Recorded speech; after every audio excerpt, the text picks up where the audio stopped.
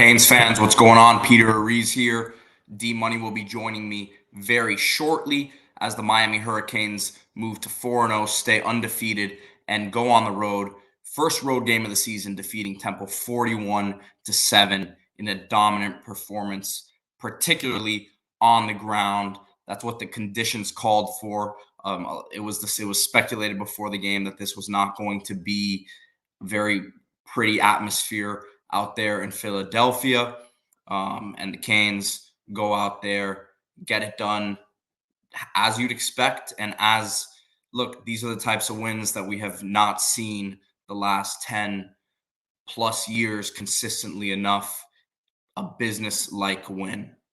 So again, D-Money will be joining me shortly, but awesome win for the Canes. First road game of the season, going into the bye week. Obviously, a couple injuries have to monitor as Mesidor, Dean still not out there. Henry Parrish goes down late. Matt Lee, that's going to be the one that everyone is crossing their fingers on with all injuries. But man, what he means to this team, you cannot undersell what he has brought to this offense this season. And if he's gone for an extended period of time, it's going to be a huge, huge blow, and we'll see what they'll do there. But it was good to see him get off the field on his own power. Obviously, he was upset when he reacted, and when he got up, he was able to get off the field on his own power. But you just never know with those lower leg injuries. But D-Money is ready to join us here as he has his now customary Orange Bowl background. I have my IPF. D-Money, welcome. How was Titanic today? Awesome. Packed house. Shout out to everybody who showed up and made it fun. Altruistic leader on YouTube. We had Nick, Robbie, Chris, just a great crew out there. A lot of people supporting, and a lot of fun, great deals, great food, and a great win, man. A lot of TVs. They had all the Canes TVs, plus they had the Colorado game. Just an awesome experience, man, and it's a lot more fun when you get a performance like that. So a lot to talk about. But yeah, Titanic was awesome, and it's going to keep rolling all season.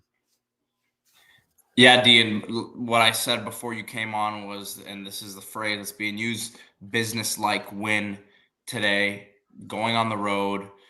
Ugly atmosphere, very easy to go into a game like this where the conditions aren't perfect. You know how these Miami teams tend to shrivel up in those conditions for whatever reason over the last 10 to 15 years. But today that was not. This looked like a toughened up team out there. No doubt about it. And I think the teams that are playing Miami are feeling it the next day. You heard Miami, Ohio, the coach say that they were completely beat up the next day. Texas A&M looked beat up. Their quarterback, couldn't walk and is now broken down. That was a physical dominating win. About 323 rushing yards to 11.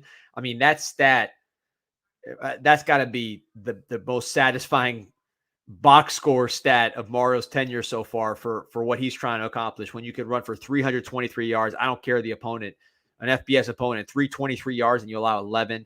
That is just physical dominance. There's no gimmicks to that. It was right down their throat. And again, on the other side, just sound tackling. So man, it was a lot of fun. Now, look, I haven't seen the replay. I just drove straight from Titanic to the Miami Beach studios here.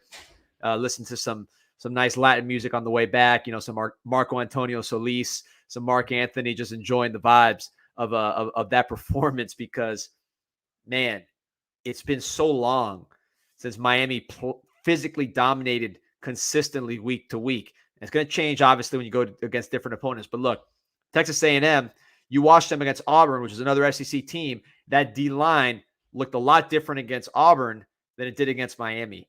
I think this offensive line is for real. I think it's one of the best units in the country. Even the second team, we saw them blowing up holes for Chris Johnson. Just the crispness of the pools. Seeing guys like Riley Williams and Cam McCormick setting blocks. Restrepo, lead blocking and opening up holes for Henry Parrish. reminiscent of the St. Louis Rams, where you had Cooper Kupp, you're designing plays for him to go in motion and block as he's so physical. You saw that a little bit with Restrepo, and we'll get into all the specifics, but what I saw was physicality at every single position. Rashard Smith finishing his runs, running people over. Henry Parrish running people over. Every position was physical today, and the box score reflects what you saw. And I bet Temple tomorrow and the next day, they're going to be feeling this one. And as much as we're going to talk about the run game, Tyler Van Dyke still does his job to a very high level. Probably should have had another touchdown there on the late one there with Colby Young. He did have his arm extended, but the Temple corner was almost pulling it, grabbing it. I don't think that Colby did anything excessive there. So nice to see him trust his receivers, throw the ball up there, and let them go make a play out on it, especially Colby. Yeah, Colby looks so physically dominant. I mean, that was not offensive pass interference. I think it was just the size difference made it look like that, where, he's just that guy where he's going to bully guys, and it looks like he's extending his arm and pushing, but he's not. He's just a stronger guy with better balance. I think with Colby, we talked about all offseason how his body improved. And I think you saw it on that first touchdown where, look, he could always go up and high point the ball. That's his game. That was his game coming out of high school even. The difference now, on top of just the speed and quickness, is he caught the ball and had the core strength to finish that and get it across the goal line without hitting the ground. In the past, he may have made the catch, but he would have just fallen down in a heap. To have the ability to keep his balance and extend, that's conditioning, that's strength and conditioning, that's core strength. That's being at a good weight. That's all those things. So you're seeing that. You're seeing that across the board. Shout out to Kevin Beard, David Cooney, Donovan Varner, all the people working with that receiver group. That group has gotten so much better in all the things, not just catching the ball and being explosive. And obviously the system helps that too. But the little things, the finishing, the blocking. Again, we mentioned Restrepo, where they're basically calling plays for him to be that lead blocker. Jacoby George, night and day from his first 2 years as far as maturity and consistency with him. Rashard Smith, again, the physicality he's playing with, finishing runs and playing with confidence. That group has gotten so much better, and that is talent for sure, but coaching. And, it's only going to get better with recruiting. So excited about the future of that group in particular. And how about Don Cheney coming out? The first offensive series, I believe he was the first guy to get touches there. I mean, that's just you're prepared. You have to prepare for a lot of different things now with this offense as an opposing defensive coordinator. Yeah, the running game, again, offensive line is really a story with the running numbers, but the running backs they were the ones that ran for those 323 yards. I take that back because TBD, he had some of those too, right? What was his rushing? I had to pull up the stats. But he had some of those 323 TBD yards had 2 for 39. He had 2 for 39. There you go, man. He had that 37 yarder. So he was doing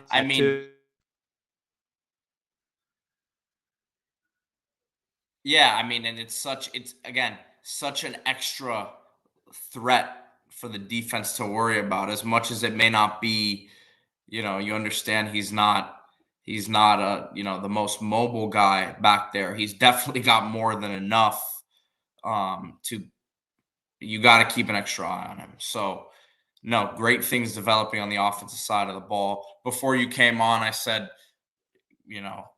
knock on wood, Matt Lee, his injury is nothing serious. It was great that he walked off on his own power. I don't think it's anything too bad, but he was very frustrated when I think that's probably his competitive nature, right? But I got a little scared there because he was very upset. No, well, first of all, Cristobal said that him and Parrish are both fine. Okay, so they're good. No need to worry. They're fine. When that happened, though, when I saw him hit the turf, I was in Titanic saying our season's over. This is the one guy we couldn't lose. My wife's laughing at me. She's like, man, is this how it's going to be? Just one thing goes wrong after a game like this and you're calling the season? But he's so important. But yeah, he's fine. Ryan Rodriguez, very interesting to see him come in as the backup center. He was not the center during camp at all. He was the guard. I saw him even play tackle a little bit with the third team. I rarely saw him play center. That was usually Luis Cristobal. Those roles have flipped, and you saw Rodriguez at center and Cristobal at backup guard. Very interesting to me. I think Rodriguez has a lot more talent than Cristobal. He's bigger. He was recruited as a center originally, much closer to Matt Lee in terms of the physical tools. So that was a good move. And I thought he played well. He had one hold where he just kind of tackled the guy. But other than that, I thought Ryan Rodriguez played well. And that could be good if you have a true backup center for the future, as opposed to just relying on Jalen Rivers to be the backup, which is what, maybe if Matt Lee was ever down for an extended period, which again, he's not because of this. But, if you have a true backup center, that makes things a lot easier. You can keep a guy like Rivers outside. Offensive line wise, Javion Cohen had some highlight plays out there. As a pulling guard, I mean, he's been a heck of an addition. Dominant. His film has been unbelievable. Pete, I'm excited when you talk to your scouts about some of these linemen because, Rivers has had a great year. Lee's had a great year. Cohen has had a really, really good year, man. I didn't know Cohen was so physical. I thought he was more of a pass blocker, but he's killing guys, man. He's beating people up, as is Cooper, as is Mauagoa, so it doesn't stop. And the second team, you saw Chris Johnson, man. It was, if he would have gotten more carries, he probably would have broken one of these 60-yarders, at some point, because they were getting nice blocks and he was so explosive. Offensive line looks unbelievable. On the running backs, before we leave, Parrish, obviously, again, Chris Wall said he's fine. Averaged about 9 yards a carry today. I think he had 130-something yards. Now pull up the exact stats right here. So Parrish on the day, 16 carries, 139 yards, 8.7 per, 2 touchdowns. And he was going 7 per going into the game. So he's going to be well over 7 per on the season. It's amazing. 139 yards. His long was 17. So it was just big chunk. It wasn't like a 60-yard run blowing up his average. So he looked good. Cheney ran hard. Fletcher.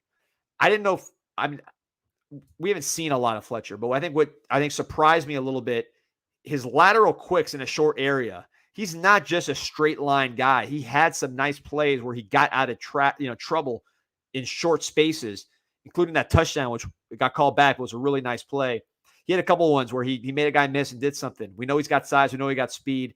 He's a great blocker. He's going to have that aspect going forward with the pass blocking that's going to keep him on the field. He's someone, there's a lot of competition in that room, but he's someone I wouldn't be surprised if by the end of the season, if he stays healthy, knock on wood, he's either 1A or 1B.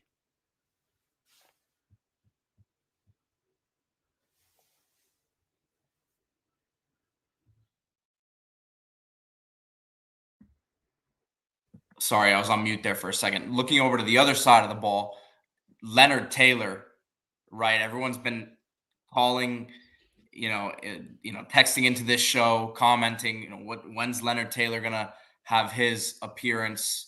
He gets his sack, but I have a feeling his PFF grade is gonna be pretty high because replay after these, after the play happened, you just see him chasing EJ Warner, and he's blowing up these plays that he's not going to get the sack, he's not going to get the tackle, but the play is over because of the pressure he's getting from the inside.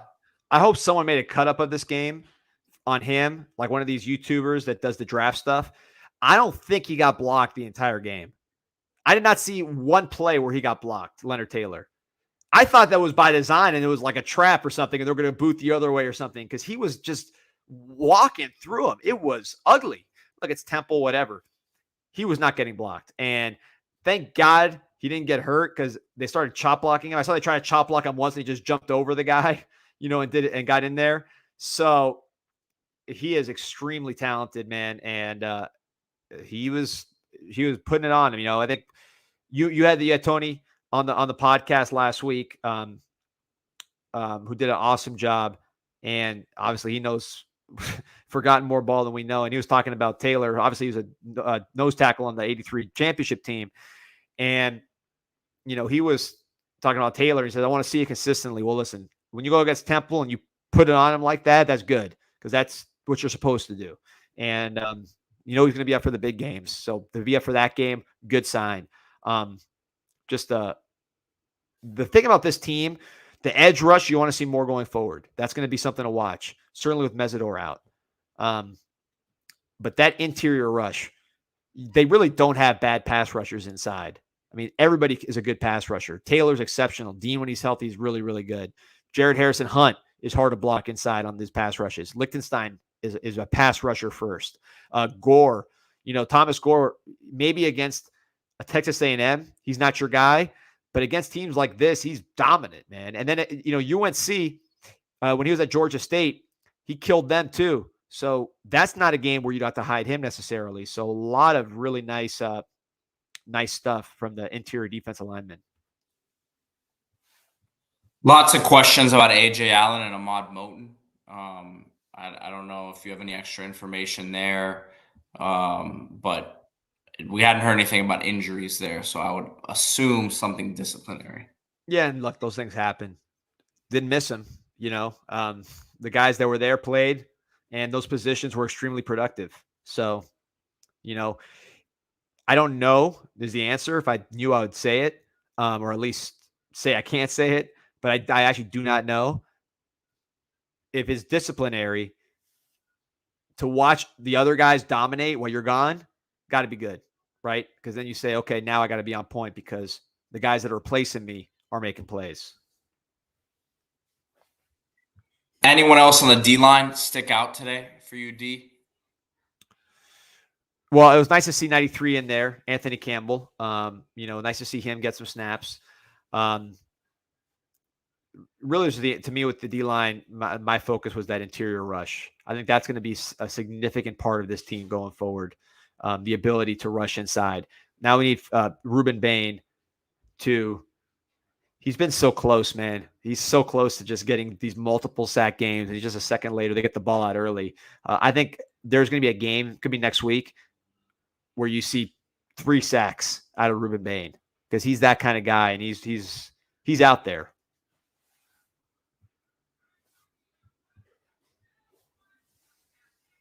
To Corey Couch, 2 interceptions today. There was one play he gave up a big play downfield, but he did have his 2 interceptions. There was a question here about big chunk plays, so I guess we can kind of lump those 2 questions in together. Yeah, I mean, look, looking at the box score, there were a few big pass plays.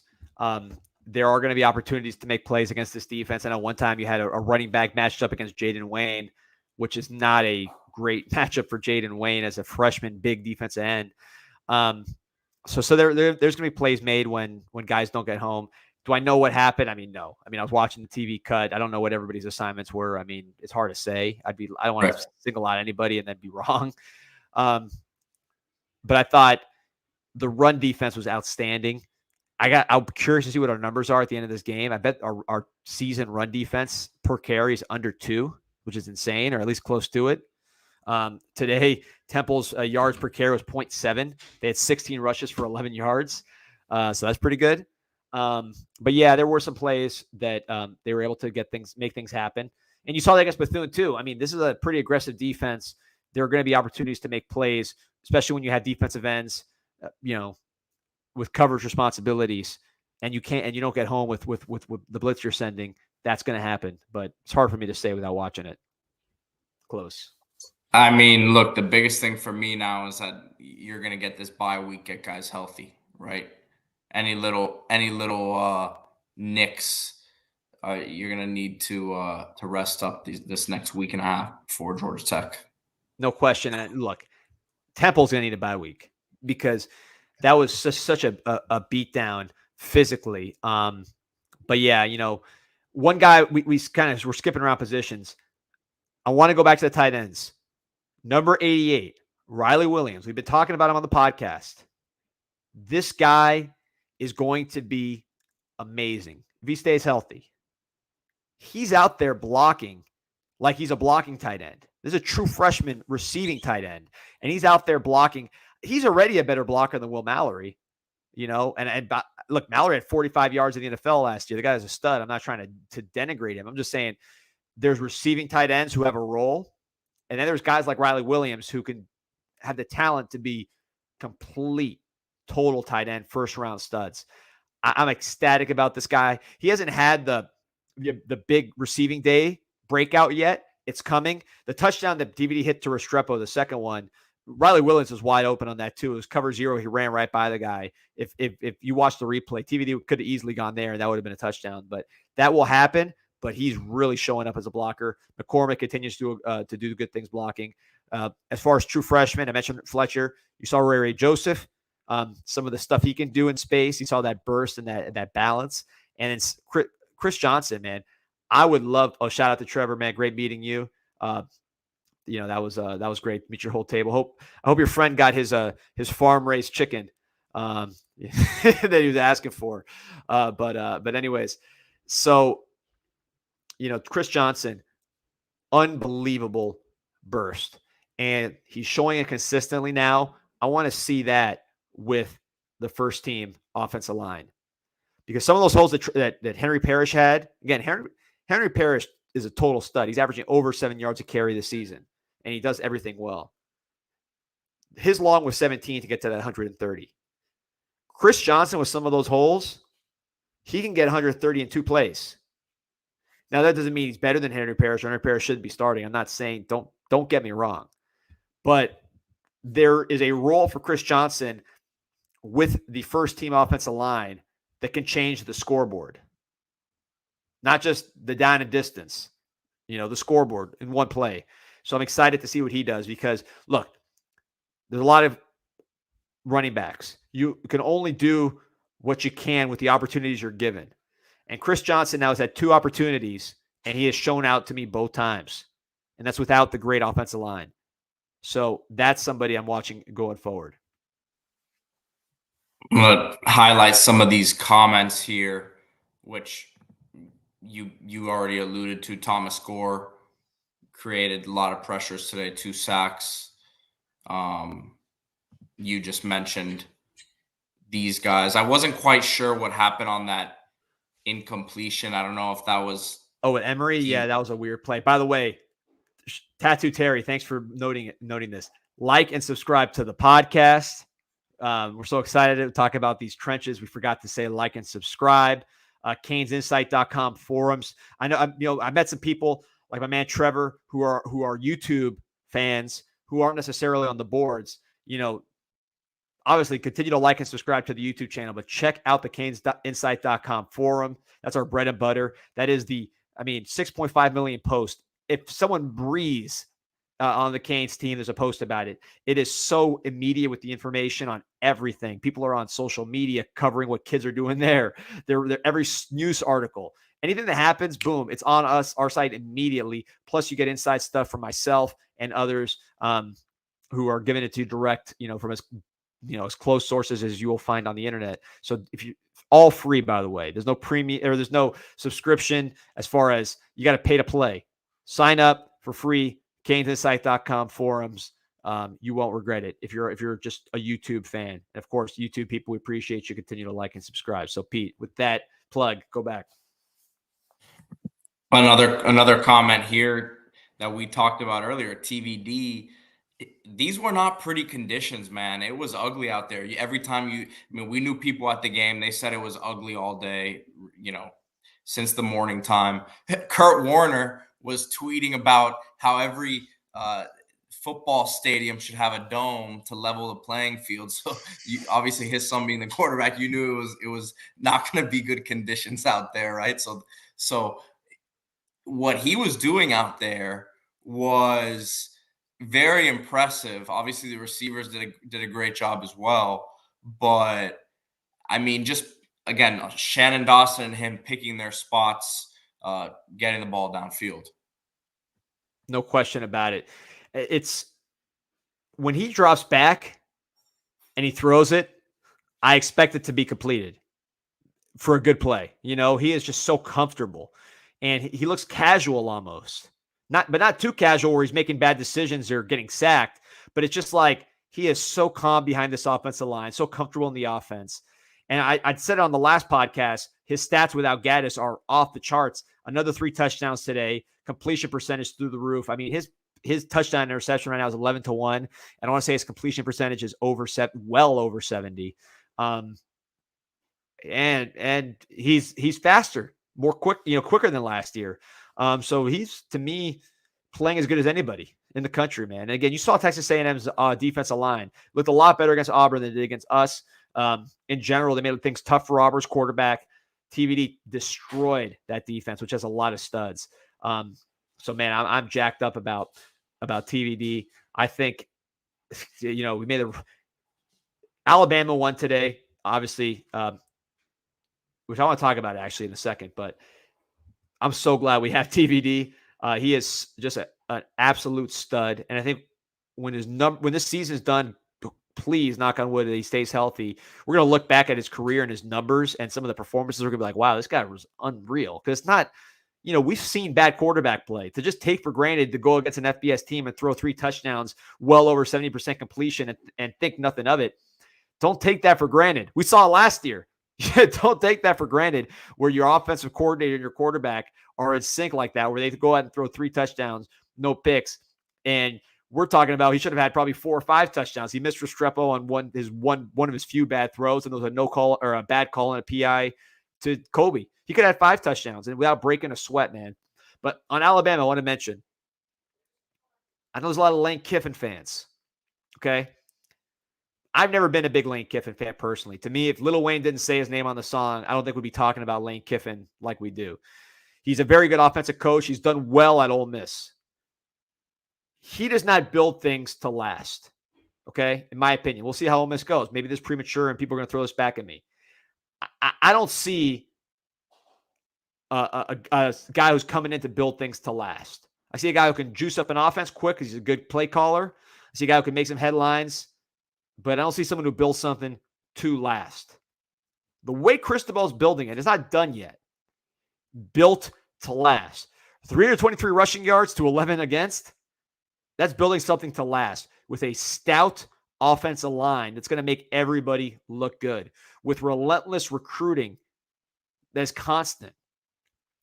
Relentlessly recruiting Jeremiah Smith, Aiden Breland, Ellis Robinson. Those guys are getting swarmed right now. Those 3 names and way more than we know about and we don't know about. But those 3, I promise. That's building something to last.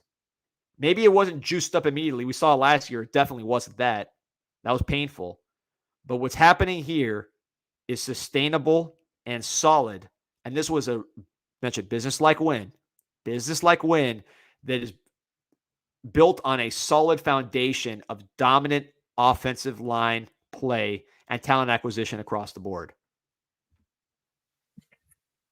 Question here from Marcus White. How much of the playbook you think still hasn't been opened up yet? Me personally, I think what you're seeing is what it is. I'm sure there's some wrinkles that haven't been thrown out there, but for the most part, this is going to be a balanced offense that has the ability to control the game through the ground and obviously can get vertical as well. Yeah, and look, there's not a lot of trickery going on out here. I mean, they ran when they were wanting to run, and they ran it right down their throats. The passing game, look, there was one-on-one coverage. TVD dropped back and through. I'll tell you, and again, maybe I was at Titanic. I was talking to people. I'm going to know more when I watch this on replay, and plenty of other people saw it probably better than me. I did not see TVD drop back, read the field, and run any kind of long developing play. It looked like it was either a screen, obviously the running game, and then very quick decisions in one-on-one coverage. So, they didn't need to do too much today because they were just that much more physically dominant and locked in. Let's see what else we have here. Chi-Town Kane asking about Cedric Bailey. We're watching him for sure.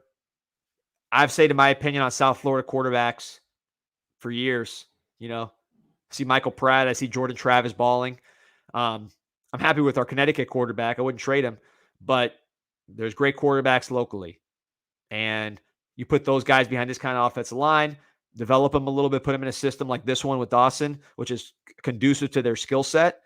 I think there's a lot of quarterbacks that have a lot of upside in South Florida. With Bailey, he's got size, he's got speed. He's a leader, major winner, major intangibles. The release is not the best. He has a good arm. I think if he can tighten up some mechanical things, there's big upside there. So we'll see. But Miami's not turning a blind eye to Cedric Bailey. Beast Mode 567 says, let's talk about the breakout season of Jacoby George. He was the leading receiver today, yardage-wise, and again, just looks much better physically as well. Maturity, man. A lot of tough love with Jacoby George. Since Cristobal got here, I think being around a Colby Young and a Restrepo has helped Jacoby George because he sees what it's got to look like. He came in with a lot of young players around him, so they all kind of had the same mentality, right? Now you have a Restrepo, a Colby Young, who do everything right. And you see that and you say, okay, that's what I got to do. We've talked about receiver being a tangible position. I think you're seeing that. I think with Jacoby, he's the most talented of the three, and you're seeing when the intangibles match his ability. Great hands, great change of pace as a route runner. He's not going to be a guy that runs a 10-600, but his ability to change speeds is probably the best I've seen in a while on Miami, and allows him to get deep and make big plays. Natural receiver, tracks the ball, extremely productive in high school. I think we're just scratching the surface with Jacoby George. Glad to see his consistency. He's completely moved past those drops against Texas A&M, built off the good things he did in that game, and is just continuing to be consistent and lock in.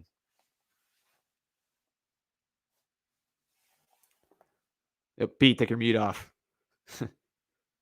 Sorry, I keep doing this. You're up at Pete's up in where are you at?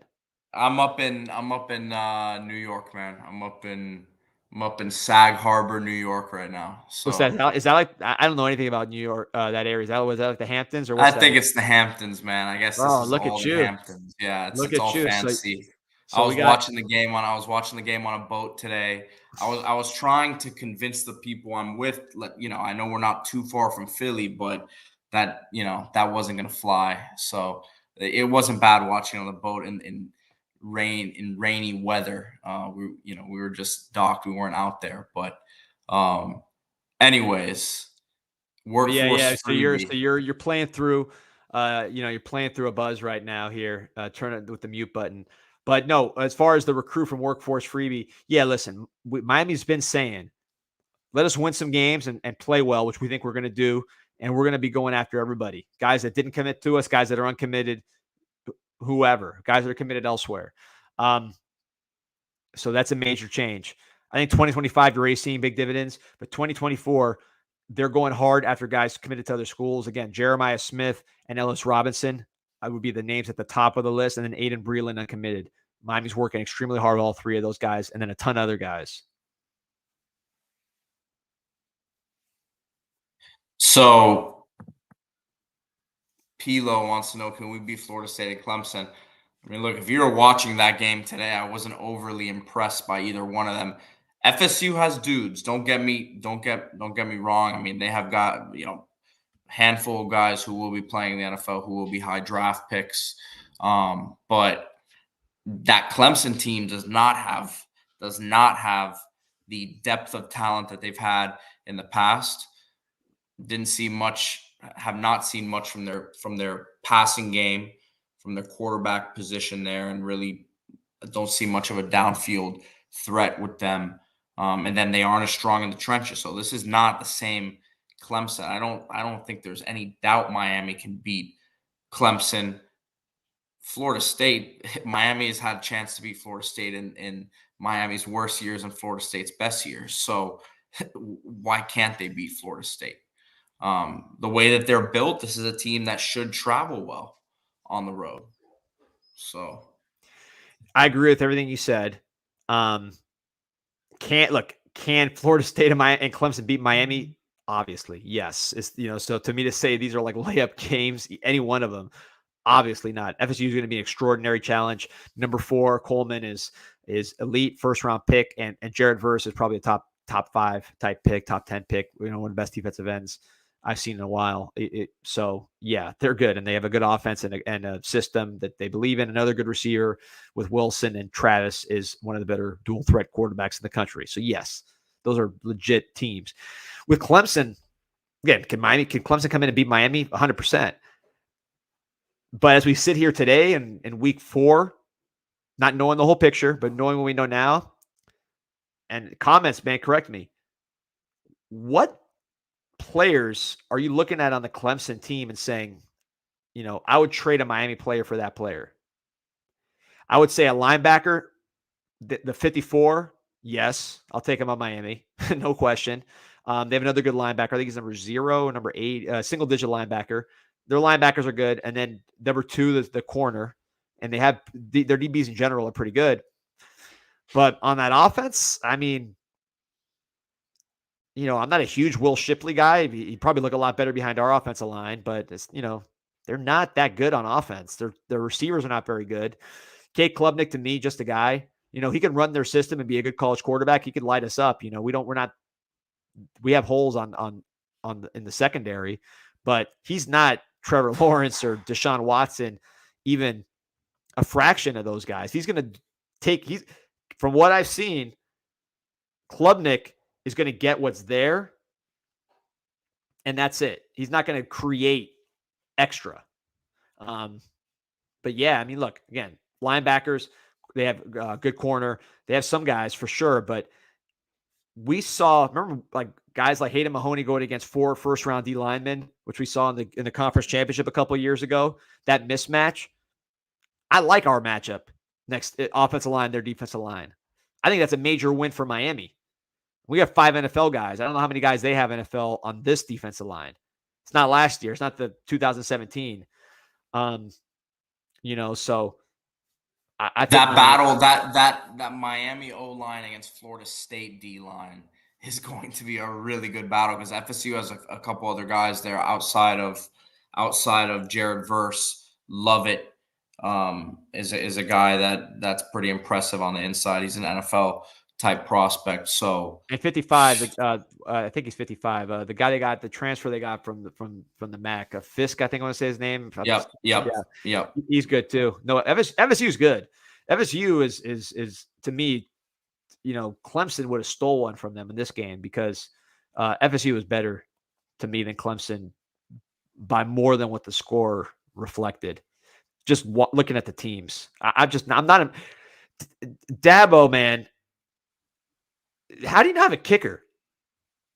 How do you not have a kicker? I mean, you could just steal one from any G5 team. How many teams has Miami played where you look at the kicker and the kicker's making 50 yards against us, and you say, man, how did this crappy school get this kicker? Clemson can't steal one of those guys. It's Clemson, man. I mean, we're not talking about a random group of 5 team here. We're talking about Clemson. Could you imagine? And I'm sure there have been this week, but if this was something happening in Miami, it would be, I mean, the media would be all over it. It was a feel-good story, this week, but he blew the game for them. They took the guy out just to make him the most hated guy in the world. Well, they brought him back just to be a. They had his family up in the box. I know, man. Come on, listen. Go anywhere. There's kickers that can make 29-yard field goals all over the country. Well, again, comparing the rosters, look at Miami's kicker. Miami's kicker is going to play in the National Football League. Okay?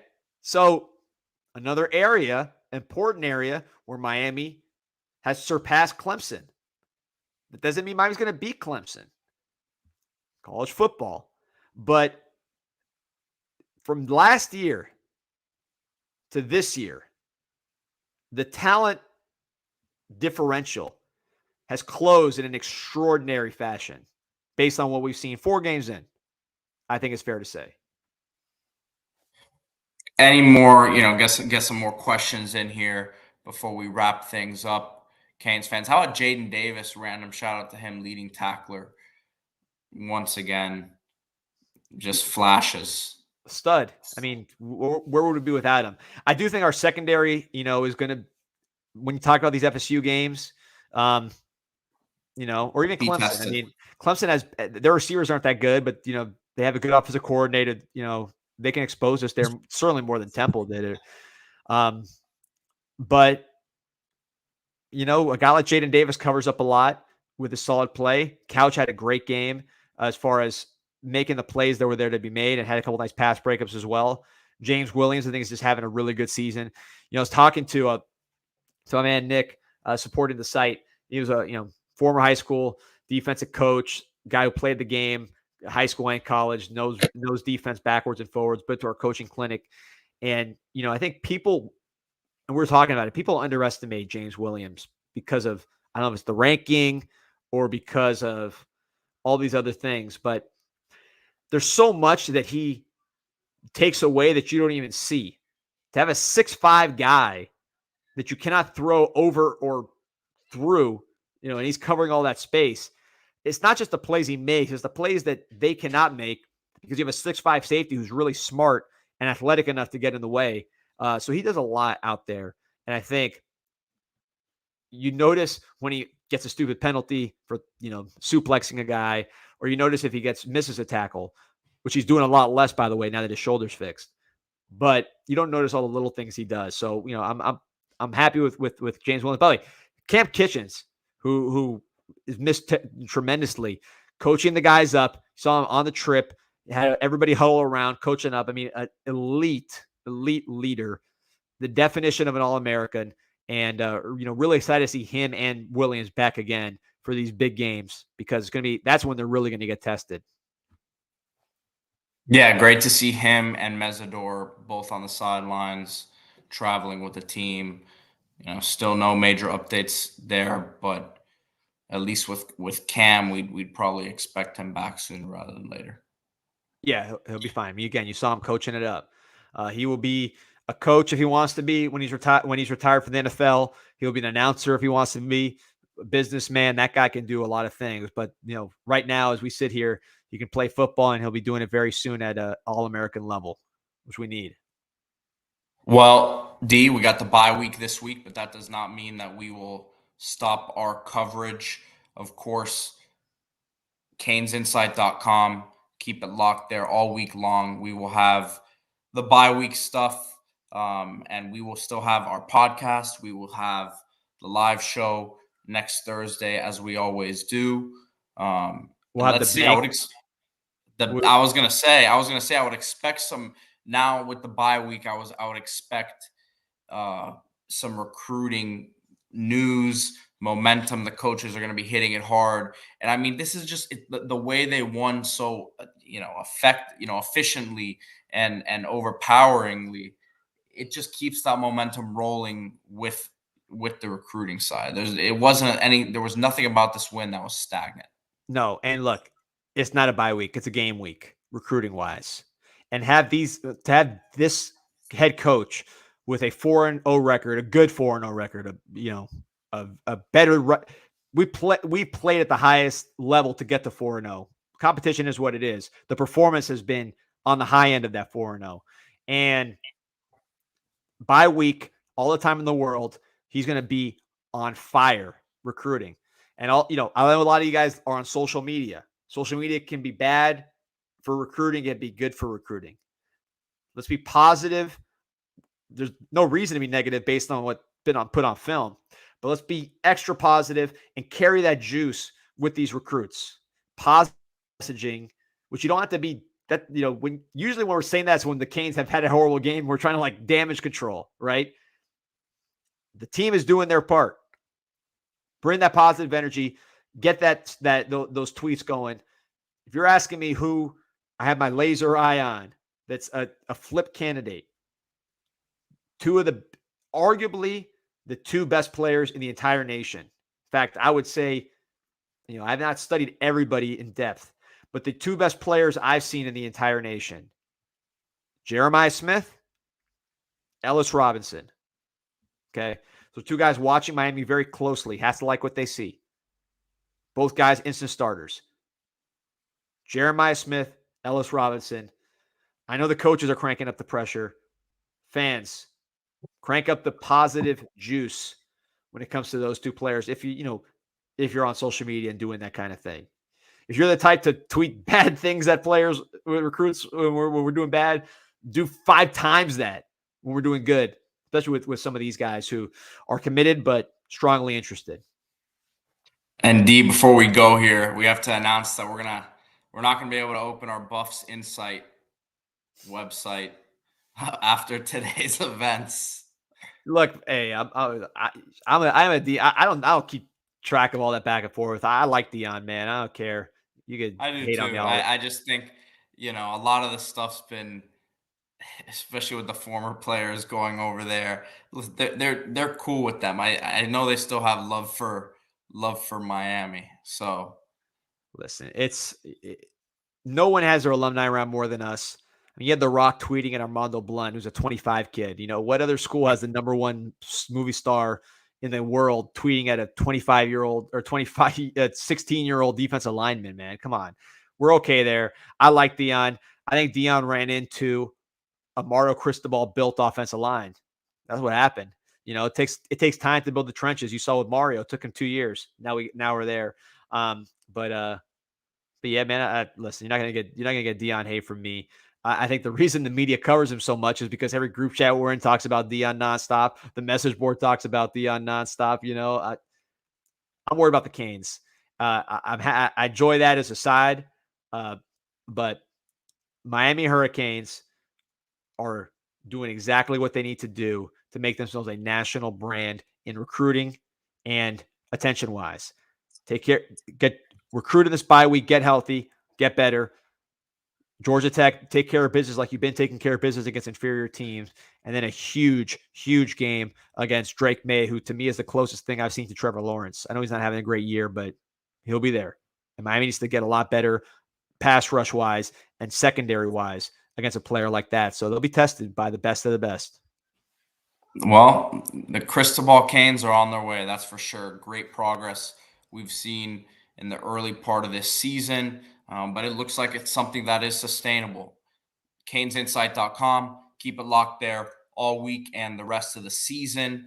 Appreciate everyone who was out at the Titanic watch party. Again, we'll be there the rest of the season, home and away.